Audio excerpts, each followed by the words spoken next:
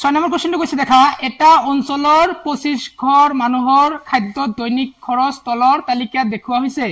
দৈনিক খৰচ মানে টকাত আছে 100 ৰ পৰা 150 গৈছে 150 ৰ পৰা 200 গৈছে 200 ৰ পৰা 250 গৈছে এনেকৈ কৈছে আৰু কি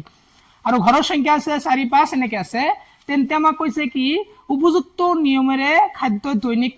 মাধ্য খৰচ নিৰ্ণয় কৰা আমাক মাধ্য বাৰ কৰিব লাগে ন সিম্পলি হয় অংকটো আমি কি লিখিম কোৱাচোন 100 to 150 কিমান কে বাঢ়িছে 50 কে বাঢ়িছে 152 কি লিখিবা 200 আৰু 200 ৰ পৰা কিমান লিখিবা কোৱাচোন 250 আকৌ 250 ৰ পৰা কিমান গৈছে কোৱাচোন 300 300 ৰ পৰা কিমান গৈছে কোৱাচোন 350 ইয়াত আমাক কি লিখিব লাগে কোৱাচোন মুঠ লিখিব লাগে আকৌ দেখা বাৰম্বাৰতা কোনটো আছে এটো আমি 3 নম্বৰ ফৰ্মুলাত যাম উপযুক্ত নিয়মত যাম আৰু 3 নম্বৰ ফৰ্মুলাত গলে মানে 3 নম্বৰ মেথডত গলে আমাৰ এটা সুবিধা আছে কি ক্যালকুলেশন কৰাত কি হয় সহজ হয় ইজি হয় এতিয়া ঘৰৰ সংখ্যা অৰ্থাৎ বাৰম্বাৰতা হ'ব কিমান কোৱাচোন 4 5 12 2 2 মধ্যমান কেনেকৈ আমি বাইৰ কৰিছিলো কোৱাচোন এইটোৰ এইটো প্লাস কৰিছিলো প্লাস কৰি 2 দি আমি ডিভাইড কৰিছিলো ন মানে 100 আৰু 150 যোগ কৰি দিয়া কিমান হয় 250 আধা কৰিলে কিমান হয় 125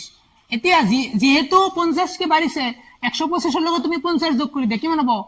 175 175 ৰ লগত তুমি 50 যোগ কৰি দিয়া কিমান হ'ব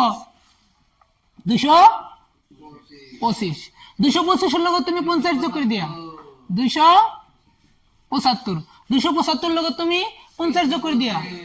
325 হৈছে কি নে আমি ইয়াত আমি কি লিখিম কোৱাচোন summation fi equal to total কিমান আছে কোশ্চেনত দিছে ন আমি হিসাব কৰিলে কিমান হ'ব 25 এতিয়া আমি এই খপটো কভাৰ কৰিম এই খপটো কভাৰ কৰিব হলে আমাক এৰ মানটো লাগিব আৰু এৰ মানটো লাগিব যত এটো কি আছিল কোৱাচোন গৃহীত মাধ্যটো কি আছিল মাজৰ মানটো মধ্যমান ন 1 2 1 2 তো মাজত কি আছে 2 2 5 225 আমি এর মান কিমান পালো 225 পালো আৰু যেহেতু 100 পৰা 150 গৈছে এই এৰ মান কিমান বাঢ়িছে কোৱাচোন 50 মানে নহয় এতিয়া আমি এই খপটো কভাৰ কৰিম আমি সাইডে জানি কি লিখো মাইনাস এৰ মান ফিক্সড কৰা 225 ডিভাইডেড বাই কি আছে 50 আছে এতিয়া আমি এই খপটোৰ কাৰণে এই মানটো দিম ন x এর মান দিম নাই এই যে x ইয়াত আমি 125 এতিয়া তলত আমি 50 লিখো 5 ৰ পৰা 5 বাদ দিলে 0 2 ৰ পৰা 2 বাদ দিলে 0 2 ৰ পৰা 100 হ'ব ন মানে 50 2 গুণ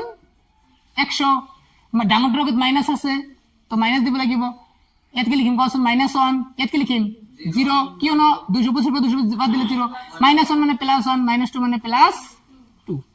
এতিয়া আমি এই খপটো কভাৰ কৰিলো এতিয়া এই খপটো কভাৰ কৰাৰ পিছত আমাক কোন খপটো কভাৰ কৰিব লাগিব কোৱাচোন এই খপটো কভাৰ কৰিব লাগিব এতিয়া fi আৰু ui কত আছে fi আৰু ui দেখা 4 2 গুণ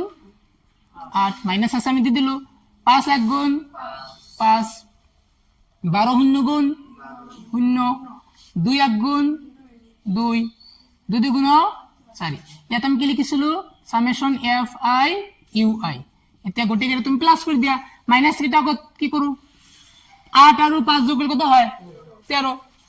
মাইনাস 30 2 আৰু 4 যোগ কৰলে কত হয় 6 এতিয়া 13 পৰা তুমি 6 বাদ দিয়া কিমান থাকিব ডাঙৰ লগত কি আছে মাইনাস তো আমি কি লিখিম -7 এতিয়া আমি কি লিখিম কোৱাচোন মাধ্য x বাৰেৰে বুজোৱা হয় ফৰ্মুলাটো কি আছিল a plus a সূত্র হিসাবত ন এই টু মেথডত যে আমি ফর্মুলাটো বহাই দিম কি লিখিবা summation fi ui by summation fi into h এতিয়া তুমি এর মানটো বহাই দিয়া 225 প্লাস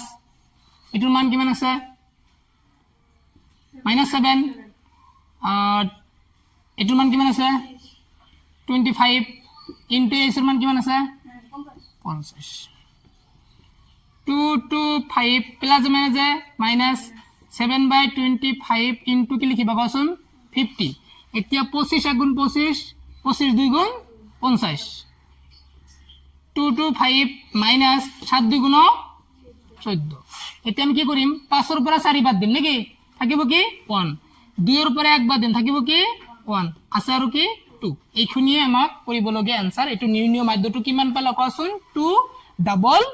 1